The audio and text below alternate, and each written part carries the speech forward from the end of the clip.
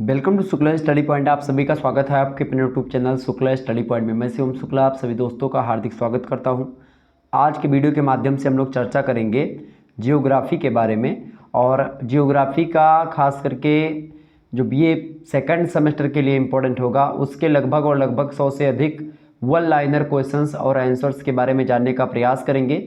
एक प्रकार से यह मॉडल पेपर भी होगा 2023 की परीक्षाओं के लिए, और एक रिवीजन क्लास के तौर पर भी आप इसको ले सकते हैं, चूँकि वन लाइनर क्वेश्चंस हैं, ऑब्जेक्टिव टाइप की परीक्षाओं के लिए बहुत ही हेल्पफुल होंगे। ओके, तो अभी हाल फिलहाल में पेपर लगा हुआ है, कल आपका CSJMU का अर्थात छत्रपति साहू जी महाराज कानपुर विश्वविद्यालय का पेपर लगा हुआ है। उसके लिए बहुत ही इम्पोर्टेंट है यह लेक्चर। तो ये जियोग्राफी में आप पढ़ेंगे ह्यूमन जियोग्राफी से रिलेटेड लगभग 109 से 110 वन लाइनर क्वेश्चंस कि जैसे एक लाइन में आपका प्रश्न लिखा रहेगा और उसके नीचे उसका उत्तर लिखा रहेगा। ऑप्शंस आपको नहीं दिए जाएंगे इसमें, क्योंकि ऑप्शंस वाले ऑलरेडी हमने मॉडल पेपर दे रखे हैं, तो आप लोगों ने नहीं देखा तो देख लीजिएगा। ये वन लाइनर क्वेश्चंस है ताकि तीव्र गति से कम समय में आप लगभग 100 से अधिक जो प्रश्न हैं ऑब्जेक्टिव टाइप के उनको समझ सके, जान सके। BA first year second semester के लिए इंपॉर्टेंट है। मोस्ट इंपॉर्टेंट क्वेश्चंस होंगे और आंसर्स होंगे, यही प्रश्न आपकी परीक्षा में आने वाले हैं। आइए हम चर्चा करने का प्रयास करते। कुछ इस प्रकार से आपके क्वेश्चंस और आंसर्स होंगे। देखिए, जैसे यहाँ पर पहला प्रश्न दिया गया है कि प्रिंसिपल्स ऑफ ह्यूमन जियोग्राफी एक पुस्तक है, और इस पुस्तक के लेखक का नाम आपसे ऑब्जेक्टिव में पूछेगा कि प्रिंसिपल्स ऑफ ह्यूमन जियोग्राफी पुस्तक के लेखक कौन है। ऑप्शन ए आपको दे देगा ब्लास, विडाल डी ब्लास। आपको बी ऑप्शन दे देगा कुमारी एलन चर्चिल सैम्पल। आपको सी ऑप्शन दे देगा डेविस, और डी ऑप्शन दे देगा जीन्स ब्रूंस। तो आपको ऑप्शन में क्या मिलेगा? विडाल डी ब्लास अर्थात ब्लास। तो आप लिखे, मतलब कि आप टिक लगा देंगे ब्लास को। तो इसीलिए एक प्रकार से ये 4 क्वेश्चंस, मतलब 4 ऑप्शंस ना पढ़ करके उसमें समय जाया ना करते हुए हम लोग वन लाइनर प्रश्नों को समझने का प्रयास करेंगे। तो आप समझ गए कि ऑब्जेक्टिव में कैसे प्रश्न पूछे जाएगा। अब मैं तीव्र गति से बढ़ूं और वन लाइनर क्वेश्चंस को जानने का प्रयास करते हैं। तो प्रिंसिपल्स ऑफ ह्यूमन जियोग्राफी पुस्तक बहुत इंपॉर्टेंट है। परीक्षा में पिछली बार 2022 की परीक्षा में ये प्रश्न पूछा गया है अधिकतर विश्वविद्यालयों में। तो प्रिंसिपल्स ऑफ ह्यूमन जियोग्राफी पुस्तक जो लिखी है वो विडाल डी ब्लास ने लिखी है, अर्थात ब्लास महोदय ने लिखी है। क्लियर। दूसरा क्वेश्चन आप लोग देखिएगा, दूसरा प्रश्न है मानव भूगोल का जनक किसे माना जाता है। तो मानव भूगोल का जनक जो माना जाता है और रेटेजल महोदय को माना जाता है। रेटेजल, फ्रेडरिक रेटेजल इनका पूरा नाम है।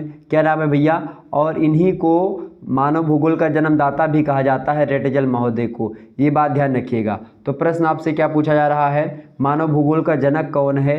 ठीक है, जन्मदाता, जनक, फादर ऑफ ह्यूमन जियोग्राफी, कुछ भी पूछे तो आप लगाएंगे रेटेजल। ऑप्शन ऐसे प्रश्न पूछेगा कि मानव भूगोल के जन्मदाता कौन थे। आपको ऑप्शन ए में देगा रेटेजल, बी में देगा विडाल डी ब्लास, सी में देगा जीन्स ब्रूंस, और डी में देगा कुमारी चर्चिल सैम्पल। तो आप क्या लगाओगे? ऑप्शन नंबर ए रेटेजल। ठीक है, तो इसी प्रकार से आपसे प्रश्न पूछेगा। अगला प्रश्न, तीसरा नंबर प्रश्न, तो ये प्रश्न इंपॉर्टेंट है एकदम से। फादर ऑफ ह्यूमन जियोग्राफी एकदम से पूछा जाना एकदम से तय है, ये बात ध्यान रखिएगा। एक प्रश्न आपका और बनता है कि मानव भूगोल क्रियाशील मानव और अस्थायी पृथ्वी के परिवर्तनशील संबंधों का अध्ययन है। मानव भूगोल की परिभाषा इस प्रकार से किसने दी है, या मानव भूगोल के बारे में यह विचार किसके हैं? तो वो कुमारी एलन चर्चिल सैम्पल के हैं। और एलन चर्चिल सैम्पल की अगर बात की जाए तो ये अमेरिकन भूगोलवेत्ता हैं। ठीक है, ये बात थोड़ा सा ध्यान रखेंगे। अगला प्रश्न, तीसरा नंबर, एंथ्रोपोजियोग्राफी कितने खंडों में प्रकाशित हुआ है? एंथ्रोपोजियोग्राफी ग्रंथ है, रचना है, ये 3 खंडों में प्रकाशित हुआ है। ठीक है, कितने खंडों में भैया? ये 3 खंडों में प्रकाशित हुआ है, ये बात ध्यान रखिएगा। अच्छा, एंथ्रोपोजियोग्राफी जो पुस्तक है इसको लिखा किसने है? तो इसको लिखा है भैया फ्रेडरिक रेटेजल महोदय ने। एंथ्रोपोजियोग्राफी जो पुस्तक है इसको लिखा रेटेजल महोदय ने, और इसी में सबसे पहले इन्होंने एक प्रकार से, मतलब ये ऐसी पुस्तक है जो जियोग्राफी के एक प्रकार से ह्यूमन जियोग्राफी की विधिवत व्याख्या करता है। ठीक है, तो एंथ्रोपोजियोग्राफी जो है 3 खंडों में विभाजित है, ये बात ध्यान रखिएगा। ओके। अच्छा, एक पुस्तक और है, मैं आपको अब नाम बता दे रहा हूँ, जियोग्राफिक सिंटैक्स। जियोग्राफिक सिंटैक्स पुस्तक किसने लिखी? ये भी प्रश्न इंपॉर्टेंट है, परीक्षा में आता रहता है। तो जियोग्राफिक सिंटैक्स जो पुस्तक लिखी है वो टॉलेमी महोदय ने लिखी है, ये बात ध्यान रखिएगा। टॉलेमी महोदय भी बड़े अच्छे एक प्रकार से भूगोलवेत्ता है, प्राचीन भूगोलवेत्ता है। अगला प्रश्न है अर्ड कुंडे किसकी रचना? ये भी पुस्तक है, बड़ी फेमस है, पिछली बार ये प्रश्न पूछा गया था और अब की बार भी पूछा जाएगा, तो इस प्रश्न को एकदम से रट लीजिएगा। हालांकि इसमें जितने प्रश्न मैंने रखे हैं सबके सब इंपॉर्टेंट ही है, पूछे जाने वाले ही हैं, तो इसमें बार बार बताने की ज़रूरत नहीं है। ठीक है, आप लोग ध्यान रखेंगे। अर्धकुंडे किसकी रचना भैया? अर्धकुंडे जो है रिटर महोदय की रचना, किसकी? कार्ल रिटर महोदय की रचना है। ओके। अच्छा, एक प्रश्न आपसे और पूछा जाता है, पिछली बार परीक्षा में पूछा गया था। कुछ प्रश्न ऐसे हैं जो कि पिछली बार परीक्षा में पूछे गए 2022 में, उनको मैं वैसे भी आपको बताता हुआ चलूंगा। जैसे पार्थिव एकता का सिद्धांत तो किसने प्रतिपादित किया, ऐसे प्रश्न पूछेगा। तो पार्थिव एकता जो सिद्धांत है उसको प्रतिपादित करने का जो श्रेय जाता है वो हमबोल्ट महोदय को जाता है। किसको जाता है भैया?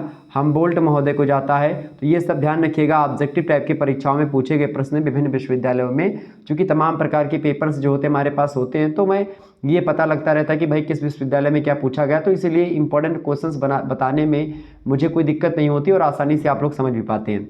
तो अर्धकुंडे रचना किसकी है? रिटर की है। पांचवा प्रश्न आप देखिएगा, सभ्यता और जलवायु किसकी रचना? ये भी एक पुस्तक है, सभ्यता और जलवायु, यानी कि सिविलाइजेशन एंड क्लाइमेट या क्लाइमेट एंड सिविलाइजेशन। ये पुस्तक किसने लिखी है? इस पुस्तक को लिखा हंटिंगटन महोदय ने। किसने लिखा भैया? हंटिंगटन महोदय ने। इंपॉर्टेंट पुस्तक है, याद कर लीजिएगा। अगला प्रश्न है, इर्डकुंडे पुस्तक का लेखक कौन है? तो रिटर महोदय ही हैं। ठीक है, इर्डकुंडे पूछे या अर्धकुंडे पूछे, ठीक है, बात एक ही है, रिटर महोदय ने ही लिखा है उसको। ओके, चलिए, कभी कभी ऐसे पूछ लेता है इसीलिए यहाँ पर दोबारा हो गया है। सातवां क्वेश्चन आप देखिएगा, प्रश्न है डार्विन की पुस्तक प्रजातियों की उत्पत्ति। प्रजातियों की उत्पत्ति ये एक पुस्तक है, अंग्रेजी में इसको एक प्रकार से बताया, मतलब कि डार्विन महोदय की पुस्तक है। तो आपसे ये भी पूछ सकते हैं कि प्रजातियों की उत्पत्ति नामक पुस्तक किसने लिखी है? तो आप बताएंगे किसने लिखी? भाई डार्विन महोदय ने लिखी है। ओके, ये बात ध्यान है, किसने लिखी है? डार्विन महोदय ने लिखी है। और किस वर्ष प्रकाशित हुई, ये प्रश्न पूछा गया। तो 1859 में प्रकाशित हुई थी, ध्यान रखेंगे इस बात को। अगला प्रश्न, 8वां नंबर प्रश्न है, मानव भूगोल के विकास में योगदान करने वाले ब्रिटिश भूगोलवेत्ता का नाम बताइए। तो ब्रिटिश भूगोलवेत्ता का नाम जो है इसमें सबसे इंपॉर्टेंट है वो है पैट्रिक गिडीज महोदय ने मानव भूगोल का विकास, एक प्रकार से उसमें विकास, मानव भूगोल के विकास में महान योगदान दिया है, ब्रिटिश भूगोलवेत्ता है पैट्रिक गिडीज महोदय। ये बात ध्यान रखिएगा। ओके, आगे बढ़ा जाए और भी चीज़ों को जानने का प्रयास करते हैं। अगला क्वेश्चन आप देखिएगा, 9वां नंबर प्रश्न है, मानव भूगोल की भूगोलवेत्ता कुमारी सैंपल जो है वो कौन सी परिभाषा देती मानव भूगोल के बारे में? मैंने शुरुआत में ही आपको प्रश्न पूछा था कि मानव भूगोल क्रियाशील मानव और अस्थायी पृथ्वी के परिवर्तनशील संबंधों का अध्ययन है। यही परिभाषा दी थी मानव भूगोल की कुमारी एलन चर्चिल सैंपल ने, जो कि अमेरिका की भूगोलवेत्ता हैं। तो मानव भूगोल अस्थिर पृथ्वी और क्रियाशील मानव के निरंतर परिवर्तनशील संबंधों का अध्ययन है। ये मानव भूगोल की परिभाषा दी है कुमारी सैंपल ने, और ये परिभाषा लगातार परीक्षा में प्रश्न पूछी जाती रही है, तो इसलिए इसको याद रख लीजिएगा। अगला प्रश्न है हमबोल्ट महोदय से रिलेटेड। हमबोल्ट कौन थे? हमबोल्ट के बारे में मैंने आपको बताया था अभी, एक पुस्तक का नाम पार्थिविकता का सिद्धांत के बारे में बताया था कि पार्थिविकता का सिद्धांत किसके द्वारा प्रतिपादित किया गया। मैंने आपको बताया था कि भाई हमबोल्ट के द्वारा। हमबोल्ट का पूरा नाम है वान हमबोल्ट। तो वान हमबोल्ट जो है ये आधुनिक भूगोल के जन्मदाता माने जाते हैं। आपसे ऑब्जेक्टिव में प्रश्न ये पूछेगा कि आधुनिक भूगोल के जन्मदाता कौन है, तो आप बताएंगे हमबोल्ट महोदय। आपसे प्रश्न पूछेगा कि कासमास पुस्तक के लेखक कौन है, तो आप बताएंगे हमबोल्ट महोदय हैं। आपसे पूछेगा पार्थिविकता का सिद्धांत किसने प्रतिपादित किया, तो आप बताएंगे वान हमबोल्ट ने प्रतिपादित किया। तो इस प्रकार से यहाँ से आपके 3 से 4 प्रश्न आपके तैयार हो गए एक ही प्रश्न से। तो आप इसी प्रकार से ये रिवीजन क्लास इसीलिए मैं दे रहा हूँ ताकि आप जब परीक्षा में बैठें तो आपको कोई दिक्कत ना हो और आप आसानी से चीज़ों को जान सकें। एक बार प्लीज़ आप लोग, मुझे बहुत रेटिंग डाउन हो चुकी चैनल की, तो आप लोगों से विनम्र निवेदन है हाथ जोड़ करके कि वीडियो को शेयर जरूर करें और लाइक अवश्य किया करें, ताकि थोड़ा सा हेल्प हो सके और थोड़ा सा आप लोग पढ़ भी सके और अच्छे तरीके से अपना एक प्रकार से परीक्षा की तैयारी कर सके। जिस हिसाब से मैं मेहनत करता हूँ उस हिसाब से मुझे रिस्पांस मिल नहीं पा रहा है, तो आप लोगों से यही निवेदन रहेगा कि भाई रिस्पांस देने का काम करें थोड़ा सा। बहुत आप लोग ढील हिचे हुए पढ़ाई में बहुत कम पढ़ रहे हो आप लोग। वीडियो को 3 से 4 बार देख लिया करो, उससे क्या होगा कि थोड़ा सा रीच उसकी ज़्यादा बढ़ सकती है। तो जिस हिसाब से मैं मेहनत करता हूँ उस हिसाब से व्यूज़ वगैरह आते हैं, एकदम से डाउन चला गया है। आप इस समय देख ही पा रहे हो किस तरीके से एकदम से सारी चीज़ें रुकी हुई हैं। तो थोड़ा सा आप लोग मेहनत करेंगे, आज अगर आज हमारा आप दे रहे हैं तो मैं लगातार आपके साथ हमेशा बना ही रहता हूँ, आपको पता ही होगा। देखिए चले, ये हो गया। बाकी आगे देखते हैं, अगला प्रश्न आपकी स्क्रीन पर आ चुका है। 11वां प्रश्न आप देखिएगा, 11वां क्वेश्चन आपकी स्क्रीन पर आ चुका है। फ्रेडरिक रेटजल जो कि मानव भूगोल के जन्मदाता हैं, प्रश्न उनसे पूछा जा रहा है कि ये कौन थे।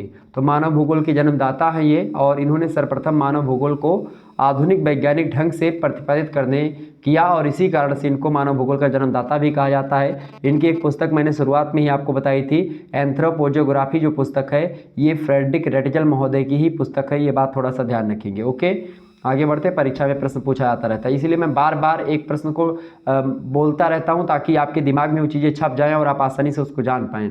अगला प्रश्न है, रेटजल के अनुसार मानव प्रवास नियंत्रक घटक कौन से हैं। देखिए ऑप्शन ए में आपको देगा स्थिति का पारस्परिक महत्व, ये भी है। दूसरा, स्थान चाहे वह केंद्रीय हो अथवा ध्रुवीय हो, वह भी एक प्रकार से मानव प्रवास नियंत्रक का घटक है। तीसरा, समीपवर्ती जनसंख्या के कारण उत्पन्न हुई सीमाएं, ये तीनों कहीं ना कहीं पे मानव प्रयास नियंत्रक घटक में शामिल हैं। ऑप्शन आपको डी में दे देगा ये सभी, ठीक है। तो इस प्रकार से यहाँ से प्रश्न पूछता तो ऑप्शन नंबर क्या लगाते, डी ऑप्शन ये सभी। ओके, रेटजल के अनुसार मानव प्रवास नियंत्रक घटक ये तीनों हैं। नेक्स्ट क्वेश्चन देखिएगा, 13वां नंबर क्वेश्चन आपकी स्क्रीन पर आ चुका है। ब्रूंस महोदय ने, जीन्स ब्रूंस इनका पूरा नाम है, तो जीन्स ब्रूंस की बात यहाँ पर हो रही है। प्रश्न किसकी हो रही है भाई, जीन्स ब्रूंस की बात हो रही है। और प्रश्न क्या पूछा जा रहा है कि ब्रूंस महोदय ने मानव भूगोल का आधार किसको माना है। तो ब्रूंस महोदय ने मानव भूगोल का आधार पार्थिविकता के सिद्धांत और परिवर्तन के सिद्धांत को माना है। अच्छा, पार्थिविकता का सिद्धांत दिया किसने था, वान हम्बोल्ट ने दिया था, ठीक है, ये बात ध्यान रखिएगा।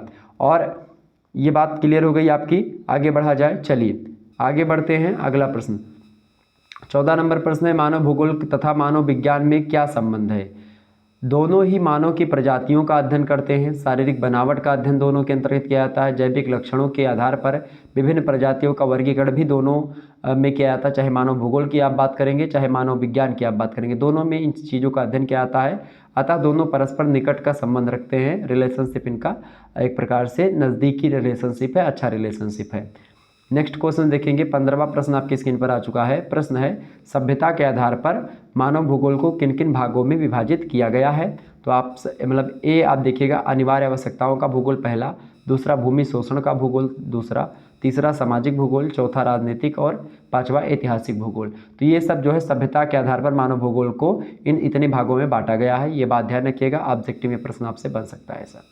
अगला प्रश्न आप देखिएगा, प्रश्न पूछा गया है 16वां नंबर प्रश्न है, संभववाद की विचारधारा का जन्म कहाँ पर हुआ। तो संभववाद की जो विचारधारा है इसका जन्म तो हुआ है फ्रांस में, ठीक है। कहाँ पर हुआ भैया इसका, अच्छा एक प्रश्न आपसे जरूर पूछा जाता है कि मानव भूतल की उपज है, मानव भूतल की उपज है ये किसने कहा। तो ये कथन है किसने कहा भैया, ये ब्लास महोदय ने कहा था, बिडाल डिला ब्लास का कथन है। ओके, ये बात ध्यान रखिएगा। ओके, मानव भूतल की उपज है किसने कहा, बिडाल डिला ब्लास ने कहा। प्रश्न आपसे क्या पूछा गया कि संभववाद की विचारधारा का जन्म किस देश में हुआ, तो फ्रांस में हुआ। अच्छा, ऑब्जेक्टिव प्रश्न ये भी पूछा गया है 2022 में, और इससे नीचे वाला प्रश्न भी पूछा गया कि संभववादी विचारधारा के प्रतिपादक विद्वान कौन है। तो कौन है भाई, संभववादी विचारधारा के प्रतिपादक विद्वान है फैब्रे महोदय, ठीक है। लेकिन उसको अगर बात की जाए, इसको कहीं ना कहीं पे जो सामने लाने का जो श्रेय है वो बिडाल डिला ब्लास भी लाते हैं, ठीक है। आगे बढ़ते और भी चीज़ों को जानने का प्रयास करते हैं। अगला प्रश्न है 18वां नंबर प्रश्न है, रुको और जाओ निश्चयवाद के प्रणेता कौन है। रुको और जाओ सिद्धांत है, तो इस निश्चयवाद के प्रतिपादक कौन है, प्रणेता कौन है। तो इसके प्रणेता है भैया ग्रिफिथ टेलर। ऑप्शन नंबर इसका ऑप्शन तो दिया होता है सी नंबर पर अधिकतर, लेकिन फिर भी जो भी ऑप्शन में मिलेगा ग्रिफिथ टेलर करेक्ट आंसर हो जाएगा। रुको एंड जाओ की बात करें या निश्चयवाद की बात करें, हालांकि रुको और जाओ निश्चयवाद पूरा आपको लिख करके देगा, इसके प्रणेता पूछेगा तो आप लगाएंगे ग्रिफिथ टेलर ने किया है, ठीक है। तो ये ऑब्जेक्टिव में कई बार प्रश्न पूछा गया है। अगला प्रश्न 19वां, प्रसंभाव्यवाद की संकल्पना किसने दी। तो प्रसंभाव्यवाद की संकल्पना दी थी किसने भी, किसने दी थी, OH के स्प्रेट महोदय ने दी थी प्रसंभाव्यवाद की संकल्पना। ऑप्शन नंबर इस मतलब ऑप्शन क्या, ये आप वैसे ध्यान रखेंगे, स्पेट महोदय ने दी थी, ठीक है। प्रसंभाव्यवाद की संकल्पना स्पेट महोदय, 2022 में प्रश्न पूछे गए हैं ये सब, ठीक है। अगला क्वेश्चन आप देखिएगा, अगला प्रश्न आपकी स्क्रीन पर आ चुका है 20वां प्रश्न आप देखिएगा, निश्चयवाद की विचारधारा को किसने प्रतिपादित किया। निश्चयवाद की जो विचारधारा है, केवल निश्चयवाद की बात कर रहा है यहाँ पर, निश्चयवाद की जो विचारधारा है उसको प्रतिपादन करने का जो श्रेय है वो भूगोल के जन्मदाता को ही है, यानी फ्रेडरिक रेटजल महोदय को है। ओके, ध्यान रखेंगे, एग्जाम में प्रश्न पूछा गया। अगला क्वेश्चन है, वातावरण निश्चयवाद की विचारधारा किस भूगोल के संप्रदाय से रिलेटेड है, संबंधित है। तो उक्त विचारधारा जो यानी वातावरण निश्चयवाद की जो विचारधारा है वो जर्मन संप्रदाय से रिलेटेड है। किससे? जर्मन संप्रदाय से, जर्मनी के विद्वानों से। नेक्स्ट क्वेश्चन है 22 नंबर, विडाल डी ला ब्लास से कौन सी संकल्पना संबंधित है? तो संभववाद। अच्छा, संभववाद के बारे में भी मैंने बताया था कि भाई फैब्रे महोदय इसके प्रणेता है, लेकिन इसको एक प्रकार से इससे रिलेटेड जो आचार्य हैं, सबसे महत्वपूर्ण विद्वान हैं, वो विडाल डी ला ब्लास ही हैं। ठीक है, तो विडाल डी ला ब्लास से रिलेटेड है। अगला प्रश्न है कुमारी जो एलन चर्चिल सैम्पल हैं वो किसकी शिष्या हैं? ये प्रश्न लगातार परीक्षा में आता ही रहता है, आपकी बार भी पूछा जाएगा। तो ये रेटजल की शिष्या हैं, भूगोलवेत्ता है रेटजल, उन्हीं की शिष्या हैं। कौन? कुमारी Ellen Churchill Semple. Next question आप देखिएगा 24 नंबर प्रश्न है, जियोग्राफी इन 20th सेंचुरी, यानी कि 20वीं शताब्दी का जो जियोग्राफी है, यानी जियोग्राफी इन 20th सेंचुरी पुस्तक है, इस पुस्तक को किसने लिखा है? तो ग्रिफिथ टेलर महोदय ने लिखा है। याद कर लीजिएगा, परीक्षा में प्रश्न पूछा गया था, ये आपकी परीक्षा में आने वाला है, तो इसलिए मैं इन सभी प्रश्नों को बता रहा हूँ और तीव्र गति से आगे बढ़ने का भी प्रयास कर रहा हूँ। अगला क्वेश्चन आप देखिएगा, अगला प्रश्न आपकी स्क्रीन पर आ चुका है, कहीं कोई अनिवार्यता नहीं सर्वत्र संभावनाएं हैं, यह विचार किस विद्वान ने दिया? बहुत ही इंपॉर्टेंट प्रश्न आपकी बार आ जाएगा ये। तो इसको दिया था फैब्रे महोदय ने। फैब्रे महोदय कहते हैं कहीं कोई अनिवार्यता नहीं है, सर्वत्र संभावनाएं विद्यमान हैं, और फैब्रे महोदय ही संभववाद के प्रणेता आचार्य हैं। संभववाद से अच्छे विद्वान जो जुड़े हैं, सबसे महत्वपूर्ण उनका नाम है विडाल डी ला ब्लास, मैंने ऑलरेडी आपको बता रखा। तो ये सब प्रश्न आपसे बनते रहते हैं। अगला प्रश्न आपकी स्क्रीन पर आ चुका, क्रियाशीलता का सिद्धांत किसने प्रतिपादित किया? क्रियाशीलता का सिद्धांत किसने प्रतिपादित किया? फटाफट से आप बताने का प्रयास करेंगे, बताइएगा सभी लोग, क्रियाशीलता का सिद्धांत किसने प्रतिपादित किया? तो क्रियाशीलता का सिद्धांत प्रतिपादित किया था जीन्स ब्रूंस महोदय ने। याद कर लीजिएगा, बहुत इंपॉर्टेंट प्रश्न है, परीक्षा में आने वाला है। अगला क्वेश्चन आप देखिएगा, हमारे चारों ओर जितनी वस्तुएं हैं वे सब परिवर्तनशील हैं, यह कथन किसका है? बहुत ही इंपॉर्टेंट है, पिछली बार परीक्षा में प्रश्न आया हुआ था, आपकी बार भी आएगा। हमारे चारों ओर जितनी वस्तुएं हैं वे सब परिवर्तनशील है, ऐसा जीन्स ब्रूंस का ही कथन है, जीन्स ब्रूंस ने ही कहा था, ये बात ध्यान रखिएगा। अच्छा, एक प्रश्न और आपसे पूछा जाता रहता है कि संपूर्ण विश्व में एक ही आत्मा व एक ही जीव की कल्पना किसने करी? तो संपूर्ण विश्व में एक ही आत्मा और एक ही जीव की कल्पना करने वाले विद्वान है हम्बोल्ट महोदय। ये ध्यान रखिएगा, परीक्षा में प्रश्न पूछा गया था। ठीक है, ये बात ध्यान रखिएगा। अच्छा, आपसे पूछे कि कुमारी सैम्पल जो है किस विचारधारा के समर्थक हैं, तो आप बताएंगे निश्चयवाद की समर्थक हैं। ओके, ये बात ध्यान रखेंगे। अच्छा, आपसे भी पूछ सकता है कि मानव भूगोल के क्षेत्र में नवीनतम विचारधारा कौन सी है? संभववाद, निश्चयवाद, नवनिश्चयवाद या संभाव्यवाद?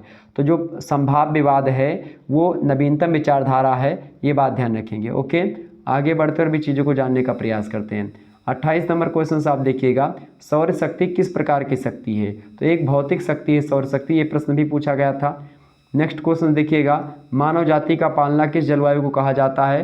तो मध्य एशिया की जो जलवायु है उसको मानव जाति का पालना कहा जाता है। इंपॉर्टेंट प्रश्न है, 2022 में पूछा गया प्रश्न है, आपकी बार भी आएगा आपकी विश्वविद्यालय में, कानपुर विश्वविद्यालय में। अगला क्वेश्चन आप देखिएगा, और जितनी भी परीक्षाएं आपकी ऑब्जेक्टिव होने वाली हैं, मतलब कि जिस भी विश्वविद्यालय में परीक्षाएं ऑब्जेक्टिव होंगी उन सभी के लिए इंपॉर्टेंट है। अगला प्रश्न है, पार्थिव एकता के सिद्धांत के प्रतिपादक कौन है भैया? मैंने आपको बताया था हम्बोल्ट महोदय हैं। ठीक है, ये प्रश्न तो इंपॉर्टेंट है ही आपके लिए। अगला प्रश्न, क्रियाशीलता के सिद्धांत के प्रतिपादक कौन है? तो जीन्स ब्रूंस महोदय हैं। ओके, अगला प्रश्न आप देखिएगा, यूरोप में सघन जनसंख्या की पेटी कहाँ पर स्थित है? तो यूरोप में सघन जनसंख्या की जो पेटी है वो 45 डिग्री उत्तरी अक्षांश से लेकर के 55 डिग्री उत्तरी अक्षांश के बीच में है। अभी यह अक्षांश में थोड़ा सा आपको बता दूं, जैसे पृथ्वी है 0 डिग्री अक्षांश ये है, 45 डिग्री अक्षांश आपका लगभग यहाँ पर पड़ेगा, और 45 डिग्री अक्षांश से लेकर के 55 डिग्री अक्षांश, यानी ये बीच की जो इतनी जो पृथ्वी है ये, ठीक है, यही आपको बता रहा है कि भाई ये अक्षांश जो है यूरोप में जो पड़ता है इसी को कहा जाता है क्या? सघन जनसंख्या की पेटी। नेक्स्ट क्वेश्चन आपके स्क्रीन पर आ चुका है, फटाफट से देखेंगे। 33 नंबर, किस अक्षांशीय कटिबंध को जनसंख्या की गुत्थी कहा जाता है? इंपॉर्टेंट प्रश्न परीक्षा में आ सकता है। तो 20 डिग्री से 40 डिग्री जो उत्तरी अक्षांश कटिबंध है उसको जनसंख्या की गुत्थी कहा जाता है। जैसे कि यहाँ पर देखेंगे 0 डिग्री है, यहाँ पर मतलब यहाँ पर 20 डिग्री मान लीजिए, और 20 से 40 डिग्री के बीच का जो इलाका, यानी ये वाला जो इलाका है, यहाँ पर जनसंख्या खूब रहती है, मतलब बहुत ज़्यादा जनसंख्या निवास करती है, इसीलिए इसको जनसंख्या की गुत्थी कहा जाता है। ये सारी बातें आप थोड़ा सा ध्यान रखेंगे, परीक्षा की दृष्टि से इम्पोर्टेंट है। ओके, अच्छा, विश्व में जनसंख्या घनत्व कितना है? तो लगभग 42 व्यक्ति प्रति वर्ग किलोमीटर में निवास करते पूरे संसार का अगर औसत निकाले तो। ओके, ये बात ध्यान रखिएगा। आपसे प्रश्न यह भी पूछ सकता है कि पृथ्वी पर मानव निवास कब से प्रारंभ हुआ? तो आप बताएंगे ईओसीन युग से पृथ्वी पर मानव निवास प्रारंभ हुआ है। ओके, विश्व में सर्वाधिक जनसंख्या वाला देश कौन सा है, तो आप बताएंगे कौन सा है भाई। अब लगाएंगे आप भारत, क्या लगाएंगे, भारत आप लगाएंगे, चूंकि अब चाइना खत्म हो गया है। ओके, ये सारी चीज़ें आप थोड़ा सा ध्यान रखेंगे, आप परीक्षा की दृष्टि से ये सब प्रश्न आपसे पूछा जाता रहता है।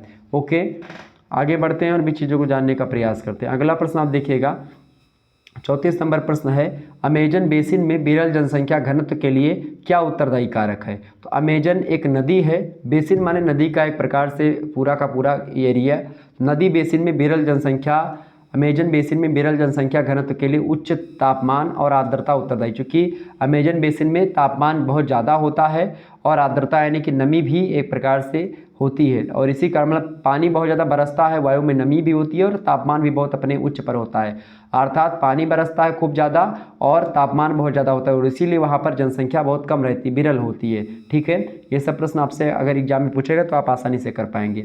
अगला प्रश्न है, अंकगणितीय घनत्व कैसे निकाला जाता है। तो अंकगणितीय घनत्व निकालने का जो सूत्र है वो है अंकगणितीय घनत्व बराबर कुल जनसंख्या बटे कुल क्षेत्रफल। ठीक है, नेक्स्ट क्वेश्चन आप देखिएगा, अगला प्रश्न आपकी स्क्रीन पर आ चुका है, 37 नंबर क्वेश्चन आपकी स्क्रीन पर आ चुका है। प्रश्न क्या है, 36 नंबर प्रश्न है, भारत और बांग्लादेश किस अवस्था के देश हैं। तो भारत और बांग्लादेश जो हैं वो द्वितीय अवस्था के देश हैं। किस अवस्था के हैं भाई, द्वितीय अवस्था के। तो प्रश्न ये पूछा गया था, अब की बार भी आएगा। अगला क्वेश्चन आप देखिएगा, अफ्रीका में सबसे घनी जनसंख्या कहाँ पर मिलती है। तो नील नदी जो है सबसे बड़ी वैसे नदी है, नील नदी मतलब सबसे लंबी नदी है, और नील नदी के डेल्टा में अफ्रीका की सबसे घनी आबादी मतलब घनी जनसंख्या पाई जाती है, ये ध्यान रखिएगा। तो आपसे पूछेगा ऑब्जेक्टिव प्रश्न के तौर पर ये, तो आप आसानी से कर पाएंगे। नील नदी के डेल्टा वाला जो एरिया है, नील नदी से जो डेल्टा का निर्माण हुआ है वहीं पर जनसंख्या ज़्यादा रहती है। 38 नंबर क्वेश्चन से, विश्व का सबसे ज़्यादा आबादी वाला देश कौन सा है। यहाँ पर चीन काट करके आप यहाँ पर भारत कर लीजिएगा। ठीक है, भारत जो है वो विश्व में सर्वाधिक जनसंख्या वाला, सर्वाधिक आबादी वाला देश है। नेक्स्ट क्वेश्चन आप देखिएगा, 39 नंबर प्रश्न आपकी स्क्रीन पर आ चुका है, फटाफट से आप देखने का प्रयास करेंगे। एक बार सभी लोग वीडियो को शेयर कर दीजिएगा भाई। ओके, सभी लोग वीडियो को शेयर करेंगे, बहुत ही आपकी अति महान कृपा होगी, और लगातार जिस प्रकार से मैं आपके समक्ष जुड़ा हुआ हूँ आपके साथ, इसी प्रकार से आपका प्रेम हमेशा बना रहना चाहिए, यही मैं आपसे निवेदन करना चाहता हूँ। और बातचीत बिल्कुल कमेंट सेक्शन में ना करें मेरे बंधुओं भाइयों बहनों, बिल्कुल बातचीत ना करें। इससे क्या होता है कि आप लोग बात करते हो, जो पढ़ने वाले हमारे विद्यार्थी होते हैं वो यही सोचते हैं कि केवल शुक्ला स्टडी पॉइंट पर बातें होती हैं, लेकिन और वही सोच करके वो चले जाते हैं। तो आप लोग प्लीज़ ऐसा ना करें, नहीं तो मुझे मजबूरी में आकर के, जैसे कल मैंने 2-3 लोगों को ब्लॉक किया था, आज भी मुझे करना पड़ेगा। तो आप लोग प्लीज़ बातचीत ना करें और पढ़ाई कर लें, स्टडी कर लें, आपके लिए ही इम्पोर्टेंट होगा। मैं अपना जीवन का 1-2 घंटे निकाल करके अगर आपके समक्ष आ रहा हूँ तो इसका मतलब ये नहीं कि मैं बेवकूफ़ हूँ या मैं एकदम से वैसे खाली बैठा रहता हूँ, ऐसी बात बिल्कुल भी नहीं। काम बहुत सारे होते हैं, अपने पास भी, सभी के पास काम होते हैं, आपके पास भी काम होते हैं। तो 1 घंटा अगर आप मुझको दे रहे हैं अपने जीवन का, तो बहुत उसमें कुछ सीख लीजिए, क्योंकि जीवन में जो टाइम है बहुत कम है सभी के पास। तो उस कम टाइम में अगर हम कुछ अच्छा कर लेंगे, कुछ सीख लेंगे, कुछ जान लेंगे, जिससे आपका जीवन आगे अच्छा हो पाएगा, तो उसको क्यों ना हम सीखें। क्यों अपने जीवन के जो अमूल्य समय है उसको क्यों ऐसे जाया कर रहे हैं। देखिए, अगला प्रश्न आपके स्क्रीन पर आ चुका है, 5000 ईसा पूर्व विश्व की जनसंख्या कितनी थी।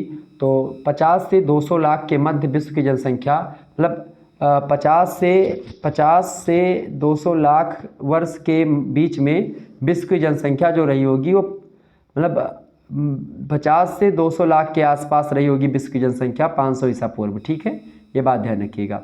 अगला क्वेश्चन आप देखिएगा, 40 नंबर प्रश्न है, अंतर्राष्ट्रीय प्रवास किसे कहते हैं। फटाफट से आप बताने का प्रयास करेंगे, अंतर्राष्ट्रीय प्रवास किसे कहते हैं भाई। तो जब एक राष्ट्र के लोग दूसरे राष्ट्र में चले जाते हैं तो उसे अंतर्राष्ट्रीय प्रवास कहा जाता है। 41 नंबर क्वेश्चन है, काल पक्ष के अनुसार प्रवास कितने प्रकार का होता है। तो काल पक्ष के अनुसार प्रवास जो होता है 3 प्रकार का होता है, दीर्घकालीन प्रवास, मौसमी प्रवास और दैनिक प्रवास। कुछ लोग 1-2 दिन के लिए जाते हैं प्रवास करने दूसरे स्थान पर, कुछ लोग मौसम बदलता है इसलिए जाते हैं, कुछ लोग बहुत लंबे समय के लिए छोड़ करके जगह वहीं पर जा करके बस जाते हैं। तो ये 3 प्रकार के प्रवास होते हैं। नेक्स्ट क्वेश्चन आप देखिएगा, मानव प्रवास का मुख्य प्रभाव क्या है। मानव प्रवास का मुख्य प्रभाव है जनसंख्या भार। ठीक है, नेक्स्ट क्वेश्चन आप देखिएगा, आदर्श जनसंख्या की अवधारणा किस विद्वान ने प्रस्तुत करी थी। मोस्ट इंपोर्टेंट प्रश्न परीक्षा में आ सकता है ये। ठीक है, आदर्श जनसंख्या की अवधारणा जो प्रस्तुत करी थी वो एडविन केनन महोदय ने प्रस्तुत करी थी। ठीक है। नेक्स्ट क्वेश्चन से आप देखिए 44 नंबर प्रश्न है, जनसंख्या की न्यून प्रतिस्थापना दर निम्न में से किस वर्ग में आती है? तो न्यून प्रतिस्थापना दर जो है वो सकल जनाधिक्य वर्ग में मिलती है। ये सब ध्यान रखेंगे, परीक्षा में प्रश्न आ सकता है। ये प्रश्न 45 नंबर वाला इंपॉर्टेंट है, याद कर लीजिएगा। डाल्टन महोदय ने अनुकूलतम जनसंख्या का जो सूत्र दिया है वो सूत्र क्या है? तो m बराबर a-o/o, ये सूत्र याद कर लीजिएगा। ये डाल्टन महोदय का अनुकूलतम जनसंख्या का सूत्र है। ये सूत्र परीक्षा में प्रश्न पूछा जाता रहता है इस सूत्र से, ये बात ध्यान रखिएगा।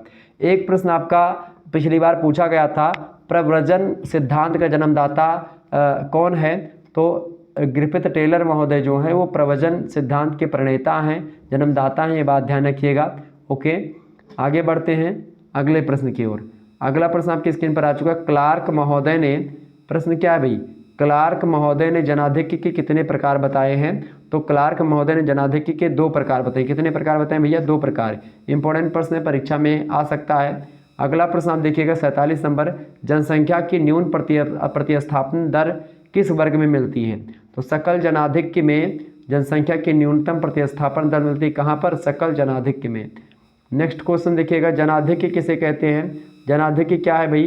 तो अनुकूलतम जनसंख्या में धनात्मक वृद्धि ही जनाधिक्य कहलाती है। जनता का अधिक होना, लोगों का अधिक होना, धनात्मक वृद्धि जब होती है अनुकूलतम जनसंख्या में। मान लेते हैं अनुकूलतम जनसंख्या 50 है, तो उसमें अगर 25 की वृद्धि हो गई या 75 हो गया तो इसी को बोलते हैं जनाधिक्य, ठीक है, plus 25।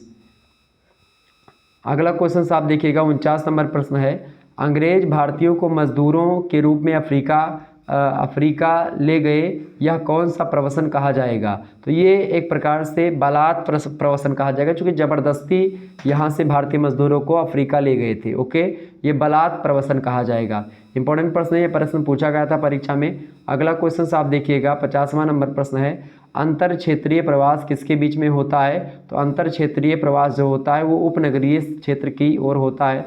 Next question 50 number, brain drain नामक संज्ञा किस प्रवास को दी जाती है? तो स्वतंत्र एवं संगठित प्रवास जो होता है, इकट्ठा होकर के पूरा का पूरा समूह जब होता है, एक प्रकार से प्रवास होता है, दूसरे स्थान पर जाकर के बसता है बिना किसी दबाव के स्वतंत्र रूप से, तो उसी को ब्रेन ड्रेन कहा जाता है। ये बात ध्यान रखिएगा। 52 नंबर प्रश्न है, त्रिभुजाकार बस्तियों का प्रतिरूप कहाँ मिलता है? त्रिभुजाकार जो बस्ती हैं उसका प्रतिरूप मिलता है कहाँ पर? नदियों के संगम स्थल पर, जहाँ पर 2 नदियाँ आपस में मिलती हैं वहीं पर त्रिभुजाकार बस्तियों का निर्माण मिलता है। ये बात ध्यान रखिएगा, ऑब्जेक्टिव में प्रश्न बनता है यहाँ से। 53 नंबर क्वेश्चन देखेंगे, किन क्षेत्रों में मकानों की छतें अधिक ढालयुक्त मिलती हैं? तो अत्यधिक वर्षा वाले क्षेत्रों में मकानों की छतें जो होती है अत्यधिक ढालयुक्त मिलती है, ताकि पानी जब बरसे तो कोई क्षति ना हो, कोई नुकसान ना हो। ओके, तो ये सब प्रश्न ऑब्जेक्टिव में बनने वाला है, ये बात ध्यान रखिएगा। आगे बढ़ते और भी चीज़ों को जानने का प्रयास करते हैं। अगला क्वेश्चन आपकी स्क्रीन पर आ चुका है 54 नंबर प्रश्न आप देखेंगे। एक बार वीडियो को लाइक और शेयर कर दीजिएगा फटाफट से सभी लोग। ओके, सभी लोग ध्यान से वीडियो को शेयर कर दीजिएगा। ओके, चलें आगे बढ़ते हैं और भी चीज़ों को जानने का प्रयास करते हैं। अगला प्रश्न 54 नंबर, नगरों के वर्गीकरण का सबसे उपयुक्त आधार कौन सा है? तो सबसे उपयुक्त आधार जो है नगरों के वर्गीकरण का, वो एक प्रकार से कार्य, नगरों के वर्गीकरण का सबसे उपयुक्त आधार कौन सा है? कार्य, मतलब कि कार्य के हिसाब से नगरों को बांटा गया है, कि कहाँ के व्यक्ति कौन सा कार्य करते हैं इस हिसाब से, ठीक है, नगरों का वर्गीकरण किया गया। अगला प्रश्न, चेन्नई नगर का प्रतिरूप कैसा है? तो चौक पट्टी प्रतिरूप है। कैसा प्रतिरूप है भैया? चेन्नई नगर का चौक पट्टी प्रतिरूप है। इंपॉर्टेंट प्रश्न है, पिछली बार पूछा गया था, आपकी बार भी ये प्रश्न आएगा। अगला प्रश्न है 56 नंबर, भारत के किस प्रदेश में संहत बस्तियां मिलती हैं? तो संहत बस्तियां जो है वो गंगा मैदान में मिलती हैं, गंगा यमुना का जो मैदानी भाग है वहाँ पर मिलती हैं। अगला प्रश्न, रैखिक बस्तियों का प्रतिरूप कहाँ पर विकसित होता है? तो सड़क और नदियों के किनारे जो बस्तियाँ मिलती हैं वो रैखिक बस्तियाँ होती हैं, चूँकि सड़क और जो नदियाँ होती हैं वो सीधे सीधे बहती हैं और इनके किनारे किनारे जब लोग जो है बस जाते हैं, यहाँ पर घर बना लिया, यहाँ पर घर बना दिया, यहाँ पर, तो ये एक प्रकार से एक रेखीय तरीके से बसते, एक रेखा में बसते हैं, इसीलिए इसको रेखीय प्रतिरूप कहा जाता है। तो सड़क और नदियों के किनारे जो बसाव मिलता है वही। अगला प्रश्न 58 नंबर, महानदी, गोदावरी और कृष्णा नदियों के डेल्टाओं पर किस प्रतिरूप के गांव मिलते हैं? तो इन नदियों में यानी महानदी और गोदावरी या कृष्णा नदी, इन सभी नदियों के डेल्टाओं के क्षेत्र पर, नदियों के जब मुहाने पर, जब नदियां जो होती हैं वृद्ध अवस्था की हो जाती हैं तो वो एक प्रकार से डेल्टा का निर्माण करती है, और उसी डेल्टा पर एक प्रकार से कई प्रकार के गांव बसते हैं। चूँकि कैसे बसते हैं, देखिए यहाँ पर नदी बह रही है। अब नदी चूँकि जब उसका बहाव कम हो जाता है, उसका गति धीमी हो जाती है, तो कई धाराओं में नदियाँ बट जाती हैं इस प्रकार से। तो एक प्रकार से आप देखिए यहाँ पर बीच में चूँकि मलबा जो नदियाँ ला रही होती हैं वो मलबा रुक जाता है, मलबे को अब नदियाँ नहीं बहा पाती हैं, तो इस कारण से होता क्या है कि यहाँ पर ज़मीन बन जाती है, यहाँ पर मलबे रुक जाते हैं और इस कारण से नदियाँ पतली पतली धाराओं में बट जाती हैं और बीच में जगह खाली हो जाती है और उसी जगह वाले एरिया को पूरे के पूरे उसको डेल्टा कहते हैं। ठीक है, और तो यहाँ पर कहाँ पर होता है, महानदी और गोदावरी और कृष्णा नदी पर जो डेल्टा होता है वहाँ पर पंखा प्रतिरूप के गाँव मिलते हैं, मतलब पंखे टाइप के। ठीक है, क्योंकि ये इस टाइप के इधर उधर के। अगला क्वेश्चन आप सभी लोग देखिएगा। अगला प्रश्न आपकी स्क्रीन पर आ चुका है। तो यहाँ पर पंखा प्रतिरूप के गांव मिलते हैं गोदावरी, महानदी और कृष्णा नदियों के डेल्टा क्षेत्र पर। अगला प्रश्न है दिल्ली और उसके आसपास किस प्रकार के ग्रामीण अधिवास मिलता है। तो दिल्ली और उसके आसपास जो एरिया है वहाँ पर प्रविकीर्ण अधिवास जो है मिलता है। ओके, नेक्स्ट क्वेश्चन आप देखिएगा। 60 नंबर प्रश्न है। 60 नंबर प्रश्न, सुरक्षा के दृष्टि से किले कहाँ पर बसे होते थे। तो जलापूर्ति वाले स्थानों पर किले बनाए जाते थे ताकि जल की आपूर्ति भी हो सके। नेक्स्ट क्वेश्चन है 61 नंबर, ढलवा छत के मकान अधिकतर कहाँ बनाए जाते थे। ये सब प्रश्न इंपॉर्टेंट है, परीक्षा में पूछे जा सकते हैं। अधिक वर्षा वाले क्षेत्रों के ढलवा छत के मकान बनाए जाते ताकि जो है पानी आसानी से बह सके। ठीक है, अगला क्वेश्चन है 62 नंबर, आखेट अर्थव्यवस्था का मुख्य उद्देश्य क्या होता है। तो आखेट माने होता है शिकार खेलना। तो शिकार जो होता है अर्थव्यवस्था का मुख्य उद्देश्य होता है उदर पूर्ति, मतलब कि पेट पूर्ति करना ताकि जो है भोजन मिल सके। ठीक है, पेट भरने के लिए शिकार किया जाता है। 63 नंबर क्वेश्चन है, विश्व की सर्वाधिक मछली किस महासागरीय क्षेत्र में पकड़ी जाती हैं। तो विश्व की सर्वाधिक मछली जो होती है उत्तरी पश्चिमी जो प्रशांत महासागर का एरिया है वहीं पर पकड़ी जाती हैं। ओके, ध्यान रखिएगा, ऑब्जेक्टिव में प्रश्न बना हुआ है और आया हुआ भी प्रश्न है और की बार भी आएगा। 64 नंबर क्वेश्चन है, भारत में स्थानांतरित कृषि को क्या कहा जाता है। तो भारत में स्थानांतरित कृषि को झूमिंग कृषि कहा जाता है। स्थानांतरित कृषि का मतलब होता है, इसको काटो और जलाओ कृषि भी कहते हैं। ठीक है, क्यों, चूँकि इसमें क्या होता है कि नदियों को मतलब कि जंगल में जो जनजाति रहती है, आदिवासी लोग रहते हैं, वो लोग जंगल को काटते हैं और काटने के बाद में फिर क्या करते हैं, पेड़ को जला देते हैं, झाड़ियों को जला देते हैं, फिर खेती करते हैं और जब तक मिट्टी की उर्वरक क्षमता होती है तब तक खेती करते हैं। फिर 2-3 साल बाद फिर से एक प्रकार से दूसरे स्थान पर जाते हैं, फिर काटते हैं पेड़ को, फिर एक प्रकार से खेत बनाते हैं, फिर खेती करते हैं, फिर उसको छोड़ देते हैं। इस प्रकार से काटो और जलाओ कृषि इसी को कहा जाता है। ओके, ये बात ध्यान रखिएगा। आगे बढ़ा जाए, आगे देखिएगा। अगला प्रश्न है, अनुक्रम अधिष्ठान शब्द का प्रयोग किसने किया था। बहुत इंपॉर्टेंट प्रश्न है परीक्षा की दृष्टि से। तो अनुक्रम अधिष्ठान शब्द का प्रयोग हिटलसी महोदय ने किया था। नेक्स्ट क्वेश्चन से आप देखिएगा, रोका कृषि कहाँ की जाती है।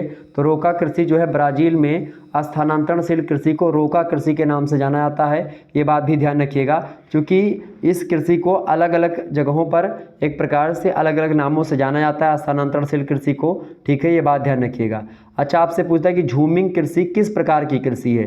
तो प्रारंभिक कृषि है झूमिंग कृषि। ओके, ये बात ध्यान रखिएगा। और ये जंगलों में कृषि की जाती है। आपसे पूछेगा कि स्थानांतरणशील कृषि कहाँ पर की जाती है, तो आप बताएंगे जंगलों में की जाती है। ओके, आगे बढ़ा जाए, आगे बढ़िएगा। अगला प्रश्न आपकी स्क्रीन पर आ चुका है, किस देश में चेना नामक स्थानांतरणशील कृषि होती है।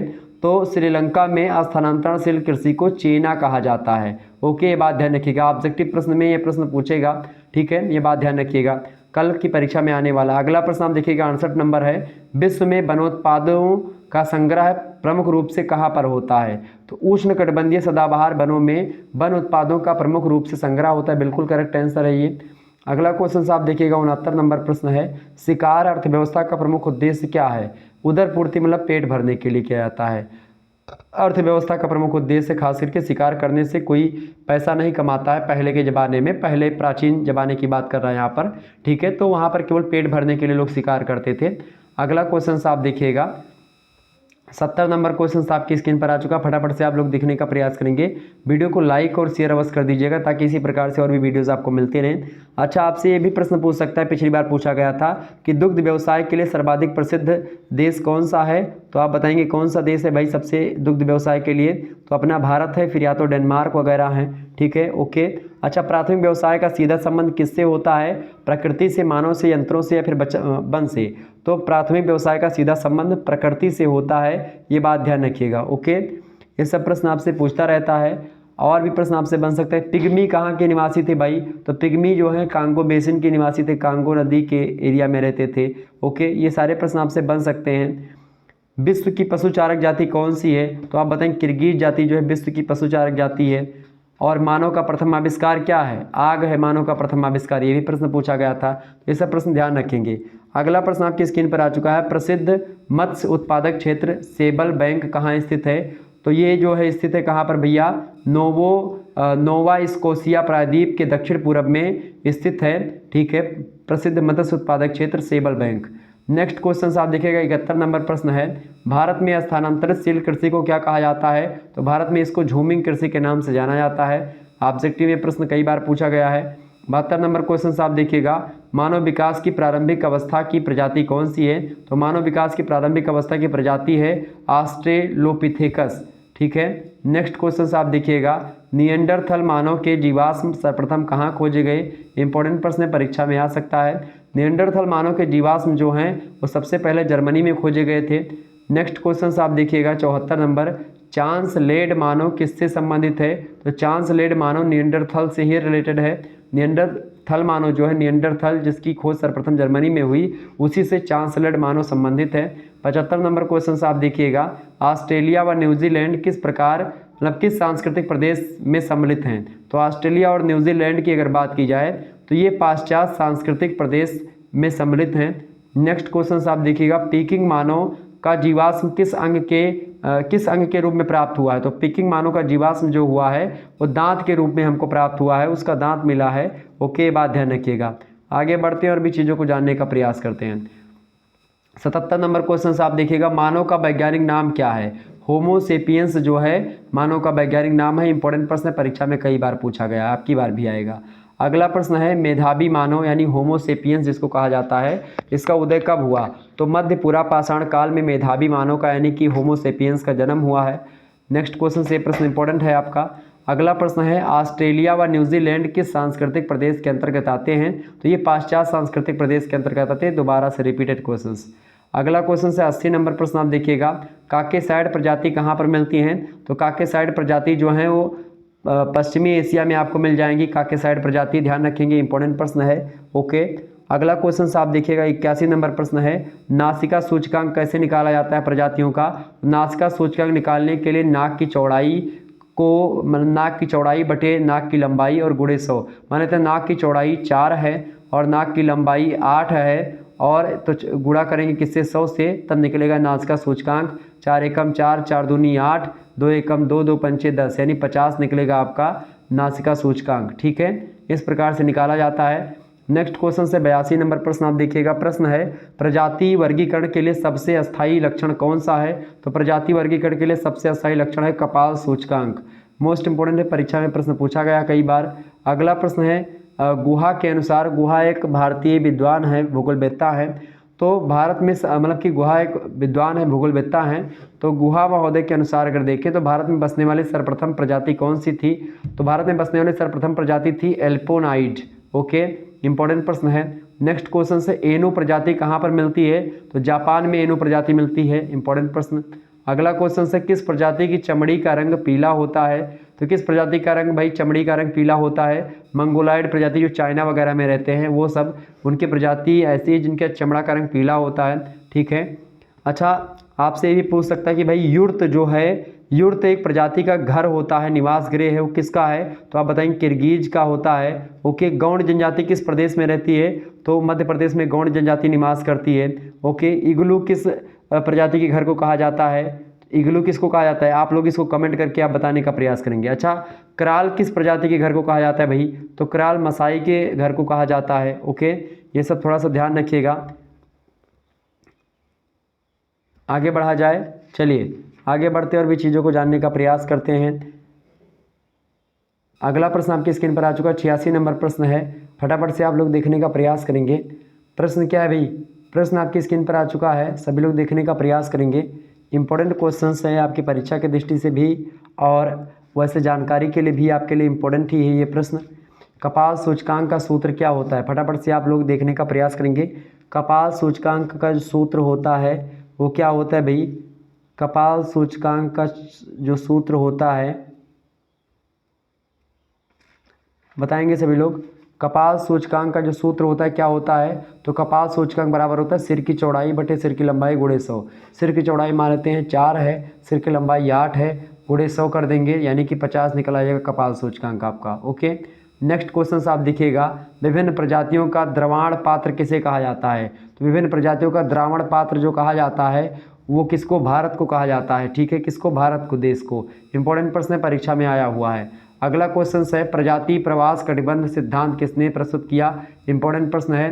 तो प्रजाति प्रवास कटिबंध सिद्धांत के प्रणेता हैं हक्सले महोदय। ठीक है, ध्यान रखेंगे, हक्सले महोदय ने प्रजाति प्रवास कटिबंध सिद्धांत का प्रतिपादन किया था। अगला प्रश्न है 89 नंबर, शिरस्त्र सूचकांक किसके मापन का सूचक है भाई। तो शिरस्त्र सूचकांक मस्तिष्क के आकार के मापन का सूचक है। ओके, ध्यान रखेंगे। अगला प्रश्न 90 नंबर प्रश्न देखिएगा, एस्किमो के घर को क्या कहते हैं। तो एस्किमो के घर को इग्लू कहा जाता है। नेक्स्ट क्वेश्चन आप देखिएगा, एस्किमो शिकार के लिए किस उपकरण का प्रयोग करते हैं। तो हार्पून का प्रयोग करते हैं। नेक्स्ट क्वेश्चन, कौन सी जनजाति कच्चा मांस खाती है। एस्किमो जनजाति कच्चा मांस खाती है। नेक्स्ट क्वेश्चन है, कराल नामक घर में कौन सी जनजाति निवास करती है। फटाफट से आप लोग बताने का प्रयास करेंगे, फटाफट से आप बताने का प्रयास करेंगे। एस्किमो जनजाति जो है ये उत्तरी अमेरिका के ध्रुवीय छोर, इसके आसपास के जो द्वीप हैं, ग्रीनलैंड के तटीय इलाके, वहाँ पर ये रहती हैं। ये बात ध्यान रखिएगा। ओके, और आप देखिएगा एस्किमो जनजाति की, तो इनके आवास की अगर बात की जाए,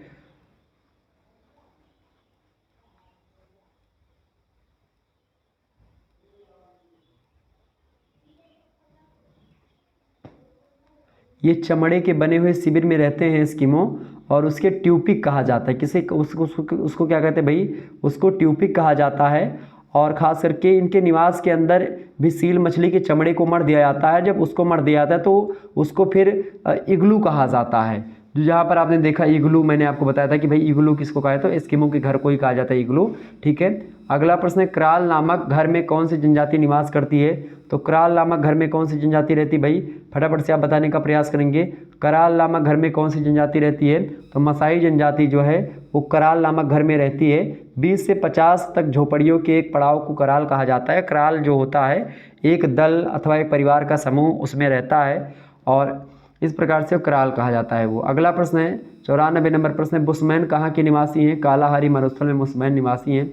इंपॉर्टेंट प्रश्न है, परीक्षा में पूछा जा सकता है। अगला प्रश्न है, मसाई का निवास क्षेत्र कहाँ है। तो पूर्वी अफ्रीका का क्षेत्र है जो मसाई का एरिया है। इंपॉर्टेंट प्रश्न है, ये सारे के सारे प्रश्न बहुत ही इंपॉर्टेंट है। 96 नंबर प्रश्न देखिएगा, बहुत इंपॉर्टेंट है। सेमांग जनजाति के लोग कहाँ पाए जाते हैं। तो सेमांग जनजाति के लोग मलेशिया में पाए जाते हैं। इंपॉर्टेंट प्रश्न है ये भी। अगला क्वेश्चन है, एस्किमो का निवास क्षेत्र क्या है। तो टुंड्रा प्रदेश में एस्किमो का निवास क्षेत्र है। टुंड्रा प्रदेश में एस्किमो जनजाति पाई जाती है। नेक्स्ट क्वेश्चन है, कालाहारी मरुस्थल में पाई जाने, मतलब कि वही टुंड्रा प्रदेश से जो है जो अमेरिका में मैंने बताया था कि भाई जो ग्रीनलैंड वाला एरिया है वहाँ का, वो सब बुशमैन कालाहारी मरुस्थल में पाई जाने वाली जनजाति है। तो आपसे पूछे कालाहारी मरुस्थल में कौन सी जनजाति पाई जाती है, तो बुशमैन। ओके, नेक्स्ट क्वेश्चन देखिएगा 99 नंबर प्रश्न है सेमांग जनजाति का प्रमुख व्यवसाय क्या है। तो सेमांग जनजाति का प्रमुख व्यवसाय क्या है, वनोत्पादों का संग्रह। सेमांग जनजाति का प्रमुख व्यवसाय है वन उत्पादों का संग्रह करते हैं लोग। अगला प्रश्न है 100 नंबर क्वेश्चन है, गोंड जनजाति सर्वाधिक संख्या में कहाँ पाई जाती हैं। तो गोंड जनजाति सर्वाधिक जनसंख्या में छत्तीसगढ़, मध्य प्रदेश, इन्हीं सभी इलाकों में गोंड जनजाति पाई जाती हैं। नेक्स्ट क्वेश्चन है 101 नंबर, टोंडा जनजाति का मुख्य व्यवसाय क्या है। तो इसका मुख्य व्यवसाय है कृषि और पशुपालन, टोंडा जनजाति का। ओके, आगे बढ़ते हैं। 102 नंबर क्वेश्चन आपकी स्क्रीन पर आ चुका है। इंपॉर्टेंट प्रश्न है, कौन सी जनजाति घुमक्कड़ी चरवाहा होती है। तो गद्दी जनजाति जो है वो घुमक्कड़ी चरवाहा कही जाती है। इंपॉर्टेंट प्रश्न है ये। 103 नंबर क्वेश्चन आपसे बन सकता है एग्जाम में, नीलगिरी पर्वत पर कौन सी जनजाति निवास करती हैं। तो टोडा जनजाति जो है वो नीलगिरी पर्वत पर निवास करती है। भारत की जनजातियाँ ये सब। अगला है, छोटा नागपुर के पठारी प्रदेश में कौन सी जनजाति निवास करती हैं। तो छोटा नागपुर के पठारी प्रदेश में जो जनजाति रहती है उसका नाम है संथाल। ठीक है, नेक्स्ट क्वेश्चन है अगला प्रश्न, दिप्पा कृषि कौन सी जनजाति करती है। तो दिप्पा कृषि जो है गोंड जनजाति के लोग करते हैं। ओके, इंपॉर्टेंट प्रश्न है, परीक्षा में पूछा गया 2022 में। अगला प्रश्न है, अल्मोड़ा के उत्तरी पूर्वी भाग में कौन सी भारतीय जनजाति रहती है। तो भूटिया जनजाति जो है अल्मोड़ा के उत्तरी पूर्वी भाग में निवास करती है। नेक्स्ट क्वेश्चन आप देखिएगा 107 नंबर प्रश्न आपकी स्क्रीन पर आ चुका है। संकाल जनजाति का जमाव सर्वाधिक किस राज्य में है? तो संकाल जनजाति का जो सर्वाधिक जमाव है वो बिहार राज्य में है। नेक्स्ट क्वेश्चन आप देखिएगा, 108 नंबर क्वेश्चन आपकी स्क्रीन पर आ चुका है। भारत में नीलगिरी पर्वत पर निवास करने वाली चरवाहे जनजाति, मतलब चरवाहे किस जनजाति से रिलेटेड है? तो टोडा जनजाति से रिलेटेड है। ओके, ये बात ध्यान रखिएगा। यहाँ पर संकाल के स्थान पर संथाल कर लीजिएगा। ओके, संथाल जनजाति कर लीजिएगा, शायद संथाल हो जाए, नहीं संकाल ही देख लेंगे इसको। चलिए इसको छोड़ दीजिए अभी। अगला प्रश्न आप देखेंगे, गद्दी शब्द का अर्थ क्या है? गद्दी जनजाति है एक, तो इस शब्द का अर्थ होता है चरवाहा। गद्दी मतलब होता है चरवाहा और इनका मुख्य व्यवसाय होता है पशुचारण, और इसीलिए चरवाहा जनजाति की बात जब होती है तो गद्दी का नाम आता है। ओके, मैंने आपको गद्दी को लेकर के बताया भाई घुमक्कड़ी चरवाहा जनजाति है। ओके, कौन सी जनजाति? गद्दी। तो इस प्रकार से आप लोगों ने लगभग 109 प्रश्नों के बारे में जाना और बीच बीच में मैंने बहुत सारे ऑब्जेक्टिव प्रश्नों के बारे में आपको बताने का प्रयास भी किया है। तो इस प्रकार से आप लोगों ने लगभग ऑब्जेक्टिव टाइप के महासंग्राम रिवीजन क्लास को देख लिया। ये मॉडल पेपर भी था आपकी परीक्षा की दृष्टि से, और यही प्रश्न आपकी परीक्षा में आने वाले हैं। और जो बीच बीच में मैंने प्रश्नों को बताया वो आप जरूर ध्यान रख लीजिएगा, वो प्रश्न आपके लिए बहुत इंपॉर्टेंट है। ठीक है, चलिए फिर मिलते हैं नेक्स्ट वीडियो में। तब तक के लिए जय हिंद, जय भारत। आप सभी का बहुत बहुत धन्यवाद हमारे से जुड़ने के लिए। इसी प्रकार से अपना प्यार हमेशा बनाए रखिएगा। Good night, I love you. बहुत बहुत धन्यवाद हमारे से जुड़ने के लिए, बहुत बहुत धन्यवाद।